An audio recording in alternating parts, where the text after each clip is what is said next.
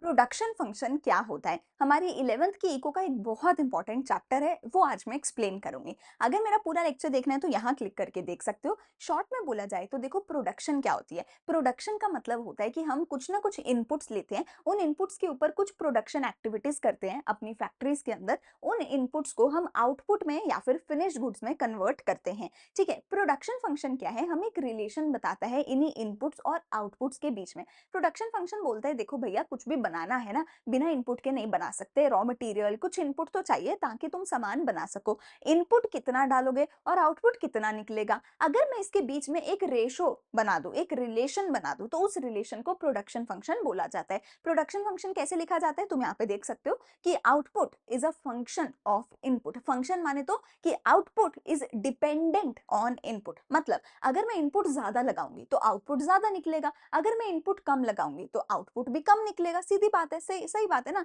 तो production function कहता है कि एक टेक्निकल रिलेशन है, ज्यादा इनपुट तो ज्यादा आउटपुट, कम इनपुट तो कम आउटपुट। तो यहाँ पर इक्वेशन में ओ एक्स या फिर क्यू एक्स तुम्हारा लिखा आ सकता है, जिसको बोला जाता है output of x unit. F का यहाँ पे मतलब है फंक्शन। और इनपुट मेरे दो तरीके के होते हैं, एक फिक्स फैक्टर और एक वेरिएबल फैक्टर हमने यहाँ पे डाला है। तो मेरे इनपुट्स यहाँ पे दो हैं, एक है लेबर और दूसरा के से है हमारा कैपिटल। तो सीधा बात यह है कि कितनी लेबर और कितनी कैपिटल लगाओगे, इस पे डिपेंडेंट होगा कि हमारा कितना आउटपुट निकला। इसी रिलेशन को बोला गया प्रोडक्शन फंक्शन। अब ये फिक्स फैक्टर क्या है, वेरिएबल फैक्टर क्या है, इन सब को समझने के लिए यहाँ पे क्लिक करो और अभी के अभी पूरा डिटेल लेक्चर मेरा देख सकते हो। अगर अच्छा लगे तो यहाँ से सब्सक्राइब करना, लाइक करना, कॉमेंट जरूर करना।